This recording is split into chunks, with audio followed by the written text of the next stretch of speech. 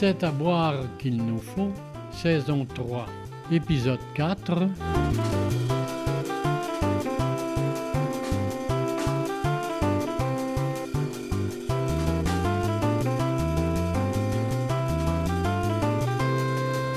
Votre balado vino. Salut! Bienvenue à C'est à boire qu'il nous faut, saison 3, le balado qui vous fait découvrir le monde du vin et vous donne envie de faire voyager vos papilles gustatives. Moi, c'est Émilie Sénécal et je suis accompagnée de la sommelière Charlotte Harel-Richard. Salut Émilie! Salut! Donc, dans cet épisode, on vous apprend tout sur les cépages, de la génétique jusqu'à l'étymologie. Quelles sont les origines des cépages? Qu'est-ce qui les distingue? Et en fin d'épisode, on teste notre diction en vous citant le meilleur des pires noms de cépages du monde entier, comme Chasninoso. En tout cas, ce vin doit être très bon avec du Promiscuito. Prosciutto! C'est parti! Cabernet Sauvignon, Pinot Noir, Merlot, ce sont des noms que vous entendez ou lisez fréquemment quand vous allez à la SAQ. Et ces noms sont des cépages, donc des variétés de vignes différentes. Est-ce qu'on sait combien on peut compter de cépages dans le monde? Ben, pour répondre à ta question, Émilie, on ne connaît pas le chiffre exact, mais le pape des cépages, Pierre Gallet, en a recensé près de 10 000 à travers le monde. C'est énorme. Et puis, juste sur le site Internet de la SAQ, moi, personnellement, j'en ai répertorié 428. Oh, wow, OK. Moi qui étais fière de pouvoir en nommer 10 puis gagner à ce categories, je pense que j'ai des croûtes à manger. Mais c'est pas pour rien que tu en connaisses que quelques-uns. Hein. Il y a certains cépages qui sont plus connus, mais aussi plus en demande. Certains, comme par exemple le Cabernet Sauvignon, Cabernet Franc, Chardonnay, Sauvignon Blanc, sont classés comme des cépages internationaux parce qu'ils sont plantés partout dans le monde. Alors, c'est normal qu'on les voit plus. Mais savais-tu que le Cabernet Sauvignon, c'est le cépage de cuve le plus planté alors qu'il ne représente que 5 % de la plantation mondiale? C'est pour dire à quel point là, il y a une grande quantité de cépages. En plus, c'est normal que l'on reconnaisse mieux ceux qui ont une consonance francophone plutôt que les cépages indigènes hongrois, là, par exemple. Parce que Furmine, là, c'est peut-être un peu plus facile à retenir, mais on s'est entendu que des noms comme Ars Levelu, Leanica ou Kadarka, ben, on a un peu plus de misère. Non, je comprends. Je comprends. Alors, ces cépages qu'on pourrait aussi nommer cultivars en bon terme scientifique, puisqu'il s'agit de différentes variétés, de mélanges de variétés de la même espèce, soit le vitis, le nom latin qui désigne l'ensemble des vignes. Et pour vous faire une idée, c'est comme les pommes, là. On en a parlé dans le dernier épisode. Il y a différentes sortes de pommes à l'épicerie, des Cortland, des McIntosh, des Gala, des Granny Smith. Puis, chacune a sa morphologie, des couleurs, une signature génétique différente. Alors, pour comprendre l'origine des cépages, il faut s'attarder à la génétique. Mais là, partez pas, là, on va pas s'enferger dans les fleurs du tapis. En gros, chaque cépage a une signature génétique unique qui est le résultat de siècles et de siècles de viticulture, de travail, de croisement, de sélection et d'amélioration génétique naturelle.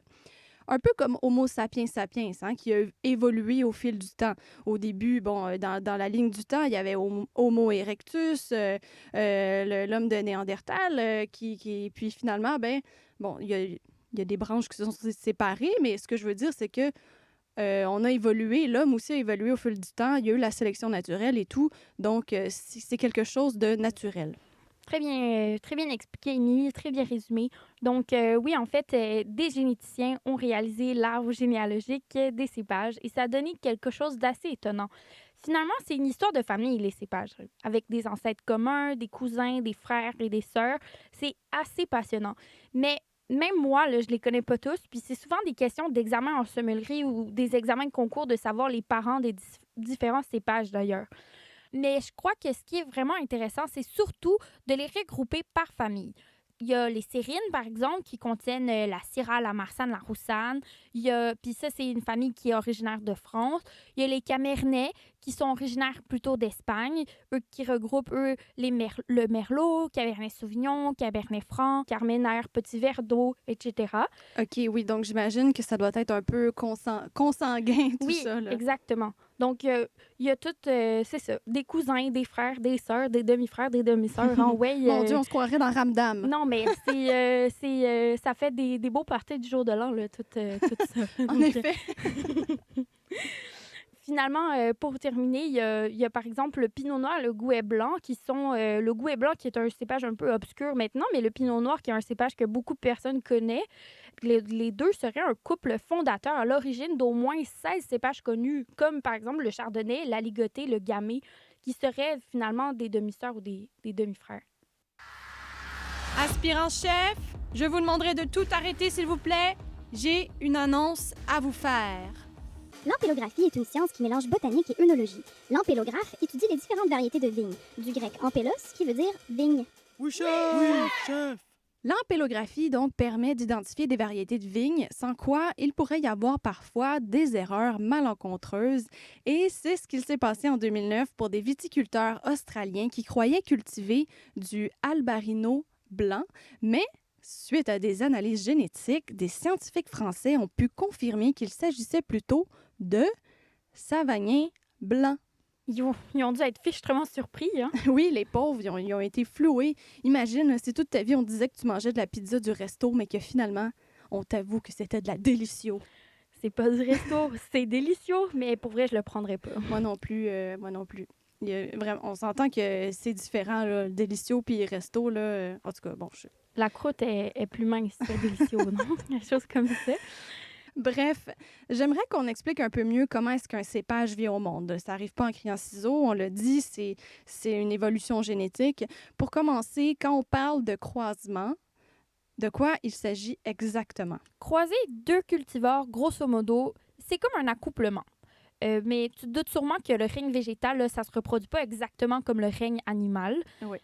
Donc, j'ai discuté avec Alain Brault de chez Viticulture A&M à Saint-Paul d'Abbotsford pour qu'il m'explique un peu comment ça fonctionne. Donc, Alain Brault m'a expliqué que pour croiser deux cépages, on prend manuellement le pollen de l'étamine, qui est l'organe mâle d'une fleur, d'un individu X, et on le dépose sur le pistil qui est l'organe femelle de l'individu Y. On garde un sac en papier sur les fleurs pour pas que d'autres pollens étrangers viennent féconder les fleurs. Puis selon M. Brault, il est rare de voir des vignes OGM car on ne connaît pas en fait les retombées futures, les conséquences à long terme. C'est pourquoi les hybrideurs préfèrent rester à la méthode manuelle. Ah, le principe de précaution. On peut donc créer des cépages de façon intentionnelle avec la méthode manuelle, mais il y a des nouveaux cépages qui peuvent aussi apparaître avec la pollinisation naturelle, soit comme dans un champ où une abeille butine puis amène le pollen de d'autres fleurs de vigne sur les fleurs. OK. On comprend alors qu'est-ce que le croisement et qu'en est-il de l'hybridation? On parle d'hybride quand c'est un Vitis vinifera qui a été croisé avec un Vitis labrusca ou riparia, toujours par pollinisation. Donc, un croisement entre deux genres différents. Donc, le Vidal ou le Céval, par exemple, sont issus d'une hybridation de labrusca et de vinifera. Maintenant, toujours selon M. Alain Brault, il faudrait dire métis lorsque ce sont deux parents Vitis vinifera, comme le Müller-Thurgau, qui est un croisement entre le Riesling et la Madeleine royale. Ensuite, après le croisement, l'hybridation, j'espère que vous suivez toujours tout le monde, là. Il faut aussi ajouter qu'il y a des mutations aléatoires naturelles qui surviennent dans l'ADN de la plante. Comme ça arrive chez l'homme aussi, le gène des cheveux blonds, par exemple, qui est issu d'une petite erreur génétique dans l'histoire et qui a fait que maintenant, il y a des blondinets sur la Terre. Donc, il peut arriver qu'un plant de vigne donne des raisins plus goûteux, plus volumineux. Alors là, on va sélectionner ce plant-là qui a subi une mutation aléatoire et on va le multiplier pour conserver ses caractéristiques au fil du temps. Tout à fait. C'est ce qui s'est passé au fil des siècles. On peut imaginer que les raisins utilisés par les Romains ou les Grecs dans l'Antiquité n'étaient pas exactement les raisins d'aujourd'hui. Les vignerons ont développé des méthodes pour reproduire un même cépage, comme le bouturage, par exemple.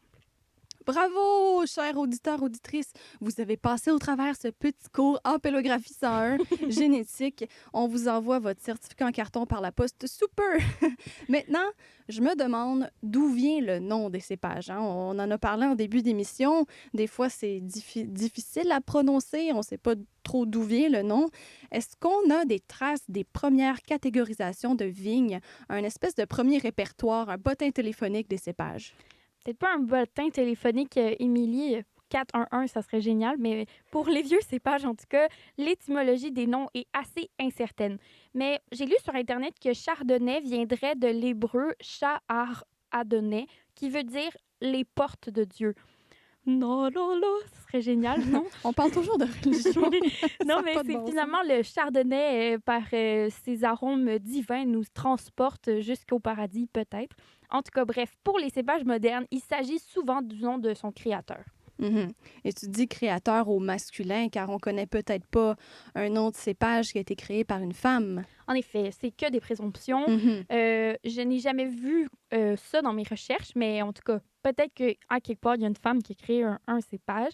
Mais pour répondre à ta question concernant des répertoires de cépages anciens, on a retrouvé des écrits datant de l'Antiquité qui identifient certaines sortes de vignes.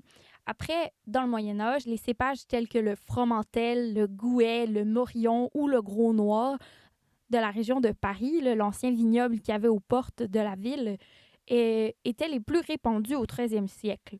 Chose curieuse, dans ce temps-là, le blanc était prisé par les nobles, notamment la folle blanche, qui est la mère du chenin blanc et du pinot daunis, cépage très populaire aujourd'hui dans la Loire. Folle blanche, j'adore. Ça me représente très bien. Non, mais je vois que ça remonte à loin de donner des noms à coucher dehors à des types de raisins. Oui, madame. Est-ce que ça existe encore, le fromentel, le gros noir? Est-ce qu'on les plante encore? Non, je pense pas qu'il y ait soit des cépages encore utilisés ou en tout cas, s'ils sont utilisés, c'est bien creux à quelque part en Europe. Là, on n'en parle pas vraiment. Mais si tu veux parler de cépages anciens, le Cabernet Franc est vraiment un bon exemple. Parce qu'on peut retracer son mouvement dans l'histoire, puis c'est un des plus vieux, puis il y a eu beaucoup d'enfants comme le Cabernet Sauvignon et le Merlot. Ah, ils vécurent heureux et eurent beaucoup d'enfants. C'est comme Cendrillon, exactement. Donc, on retrouve dans certaines régions des cépages un peu plus obscurs. Tant qu'à moi, la Géorgie est reine en ce qui concerne les vieux cépages, mais on retrouve aussi partout en Europe. On les appelle, ces cépages-là, des cépages indigènes. Ce sont souvent les mieux adaptés à leur région. Puis en Europe, par exemple, l'Italie en compte plusieurs. Vous avez probablement entendu parler déjà du Sangiovese, du Nebbiolo, du Nero d'Avola. Donc, ce sont des cépages indigènes qu'on connaît plus, ils sont un peu plus populaires, mais il y en a d'autres comme, par exemple, le Saperavi, le Mitzvan ou le Rizkateli, qui sont des cépages de la Géorgie que là, on n'entend pas du tout parler. Puis c'est un peu plus difficile de les répertorier, ceux-là, parce qu'il y en a tellement. Puis au final, il faut les chercher, les explorer, puis c'est fascinant, le monde des cépages, là. Wow, je te vois bien dans le rôle de Dora l'exploratrice des cépages. Sac cadeau, sac cadeau. À part ça, j'aimerais clarifier quelque chose qui m'a longtemps embrouillé quant au nom des cépages. Il y a longtemps, je mélangeais l'origine du vin et le cépage. Par exemple, le Bordeaux ou le Chablis, ben, je disais, OK, on va acheter un Chablis. Mais j'avais pas réalisé qu'il s'agissait du lieu de production et non du cépage. C'est normal de faire d'être confondu, mais parce qu'en fait, c'est des noms qui sont hyper connus et renommés, parce que même au 13e siècle, des noms comme Montbazillac, Claude-Vougeot, Chablis, Châteauneuf-du-Pape, ben, ça existait déjà.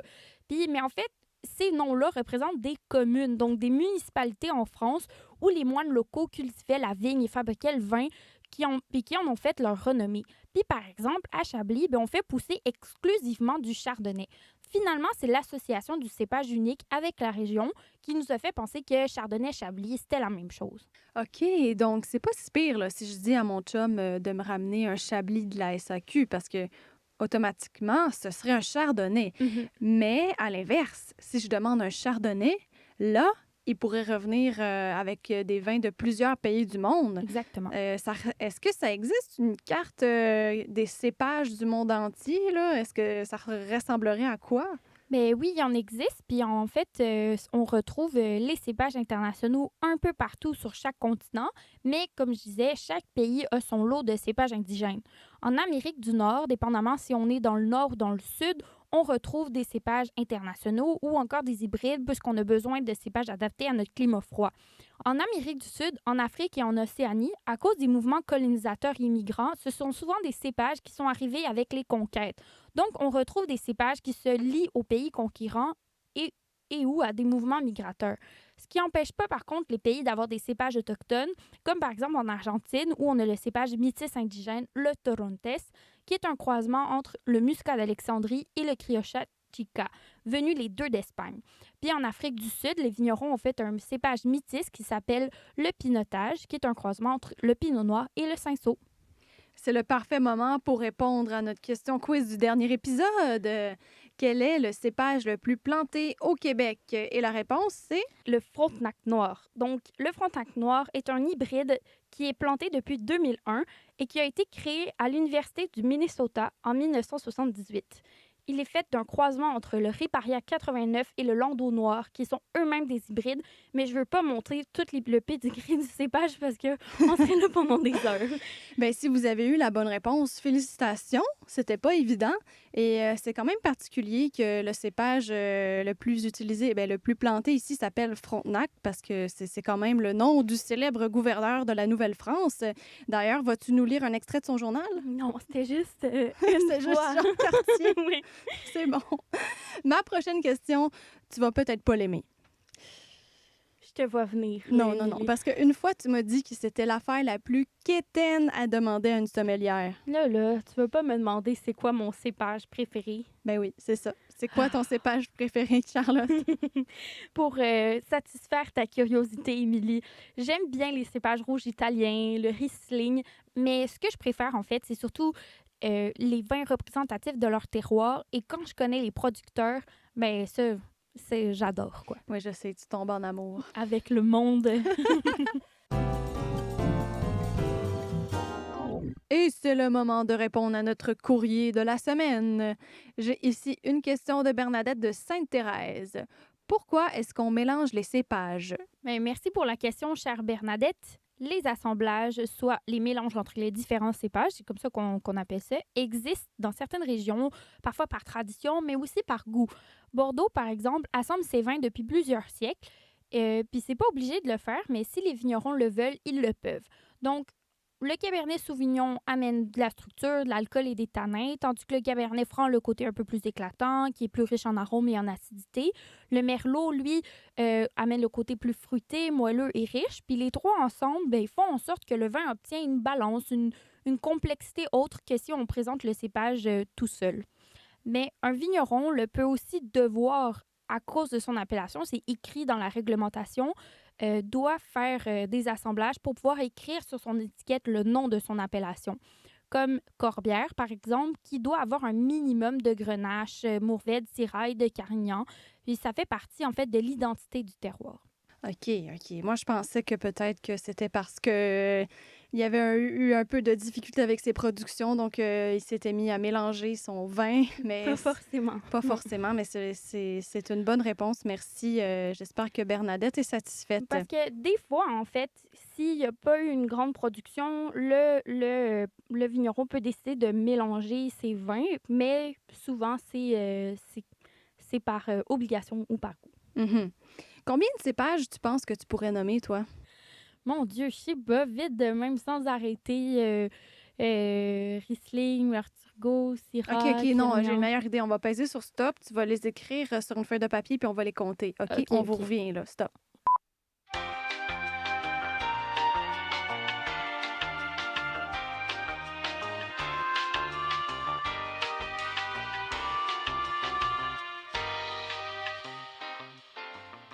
On est de retour pour le décompte final du nombre de noms de cépages que Charlotte a pu nommer. Et le résultat est 75. Oui, 75. Quand pas même, pire. mais c'est ton métier. Hein? En effet. C'est normal, quand même. Hein? Moi, je pense pas que j'aurais pu faire ça. En plus, t'es pas sorti du bois, hein, parce qu'on en a parlé tout à l'heure avec les changements climatiques. Il va falloir continuer de développer des cépages plus résistants. Mhm. Donc, il va falloir que tu apprennes d'autres noms. C'est vrai. L'histoire des cépages s'écrit encore. Puis chez Alain Brault, par exemple, il travaille là-dessus, à développer des nouveaux cépages. Hey, mais il va falloir leur donner un petit nom à ces cépages-là. Il va falloir les baptiser. Mais ça tombe bien parce que j'ai quelques suggestions pour toi. J'ai visité un site Internet qui génère des nouveaux mots. Hein, Ah ouais. En fonction, tu veux un nombre de syllabes, paf, ça t'en donne. OK. Et j'ai ici une petite liste, je vais vous les lire rapidement. Alors moi, je propose myrto, ernel, gamlumbor, Ouh, ça, c'est un peu touché. silarlum, C'est très poétique. marsilasto. Ça fait un peu Astérix et Obélix, celui-là, non? En tout cas, c'est des belles sélections, Émilie, puis je vais avoir du fun à les apprendre, hein, ces nouveaux cépages-là. Toi qui apprends tant de noms par cœur pour ton métier. D'autres noms à coucher dehors. Puis je pense que tu pourrais vraiment faire carrière là-dedans. Ah oui, je pense que j'ai un don pour inventer des choses farfelues. C'est vrai. ton côté artiste.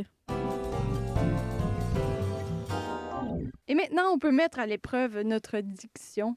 J'ai listé des noms de cépages et j'aimerais que tu me lises les petits noms ici que je te donne, là. OK. Un petit papier devant toi.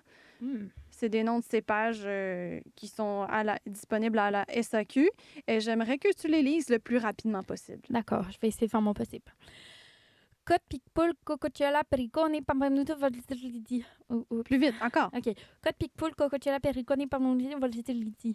Hey, c'est... Mais c'est difficile, hein? Très c'est difficile. difficile. Mais toi, vas-y, ma petite journaliste, toi qui a une diction exceptionnelle. Ah ouais, hein?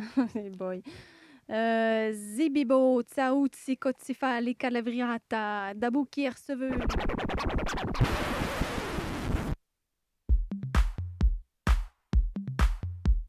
Chenin, Merlot, Baga, Groslo, Cotifa, les petits Moscato, Picpoul, Malbec, Clairette, Shiraz, Frontenac, Côte-Quai, Vutraminer, Cococciola, Pempanuto, Pinot Grigio, Punitello, Sangiovese, Syrah, Muscat, Aligoté, Calivrata.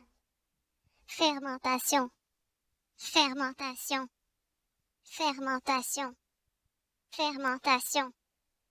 Chenin, Merlot, Baga, Groslo, Cotifa, les petits Moscato, Picpoul, Malbec, Clairette, Shiraz, Frontenac, Côte-Quai, Vutraminer. Est-ce qu'on a des fans de Daft Punk parmi nous?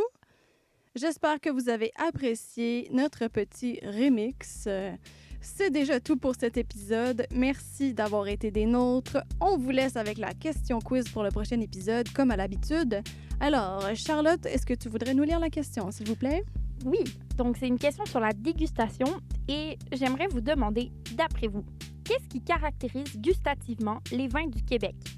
A. L'acidité vive. B. Des tanins fermes et présents. Ou C.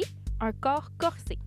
La réponse vous sera donnée dans le prochain épisode, dans lequel on vous prépare un petit cours de dégustation éclair. Charlotte, est-ce que tu veux nous en parler un peu plus?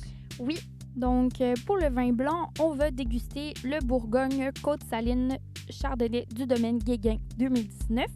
Et pour le rouge, on va déguster le Riora Cosme Palacio Vendimia Seleccionada 2016. Pour les codes SAQ, on va vous les laisser dans la description du balado. Comme ça, vous allez avoir plus de facilité à les trouver en SAQ ou sur le site web.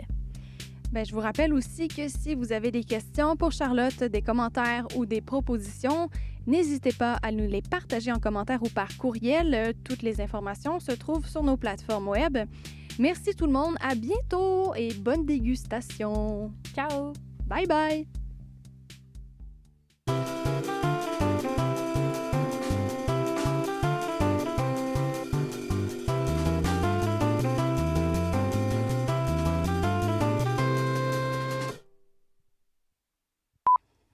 Technologic.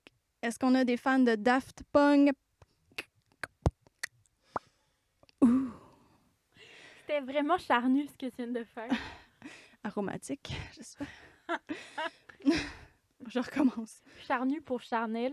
Le balado qui vous fait découvrir le monde du vin et vous donne envie de faire voyager vos papilles gustatives, surtout dans ces temps où on ne peut pas... Oui,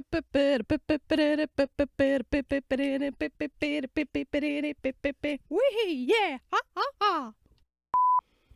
Salut tout le monde! What the